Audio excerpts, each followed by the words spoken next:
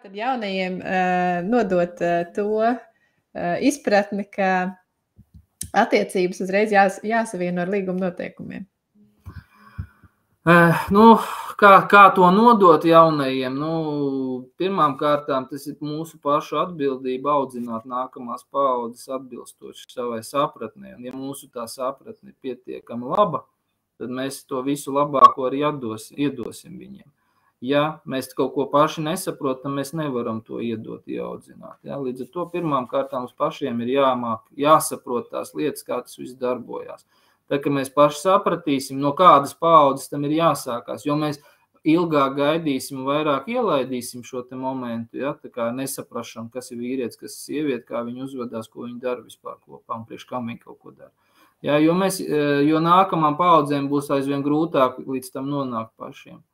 Ja? Un tāpēc ar jaunajiem man arī prieks, ka daudzi jaunie pāri kaut kādi nāk, klausās tos lekcijas, tos video lekciju kursus, kuras skaidroja tos principā sākot no pamatiem līdz kaut kādām super sīkām niansēm, detaļām par to, kā tad tās attiecības un visu pārējo varam mēs salikt kopā, lai veidojās kaut kas. Un tas ir grūti, tas ir sarežģīti, un es redzu, kā viņi, kā saka angļu valodā, straglo, ja? Pie tām lietām, jo viņiem sabiedrība ir mācījusi pilnīgi pretējus uzvedības principus šodien, kā uzvesties dzīvē, attiecībās un vispārējo. Un lai tas nenotika, lai viņi neiznīcinātu paši sevi un savas attiecības, ja, viņiem nākās kā pāri un iet pilnīgi pretējā virzienā, nekā sabiedrībā ir pieņemts šodien. Daudzos aspektos, ja, bet tā ir viņu iekšējā dzīve. Tas ir tas, ko viņi abi divi vienojās, ko viņi vēlās. Vai viņi vēlās to kopdzīvi, vai viņi nevēlās, vai viņiem ir kopīgi mērķi, vai nav kopīgi mērķi, uz kuriem doties.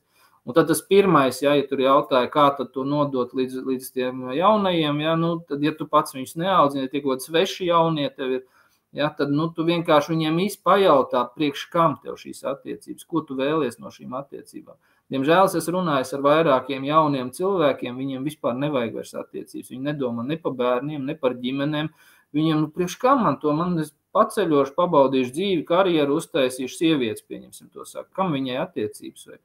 Tas tā ir sloks, tā ir atbildība, man to nevajag, kāpēc man domāt, ko tas otrs grib. Man pašai pietiek ar sevi, man ir interesanti ar sevi, un dažreiz man vajag tur, nezinu, kaut kādu intīmu miedarbību, reku viens vīrietis, reku tur otrs ir, kurš smukāk izskatās šodien, ar to es varu satikties, jā, un tā tālāk, un vīriešiem tieši tas pats, kāpēc man vajag uzņemties atbildību par kādu sievieti, ja es varu viņus mainīt, reku 1, 2, 3, 10. Priekš kam man ģimene, tas ir atbildība vēl par bērnu. Tā ir izdzimteņa sabiedrība.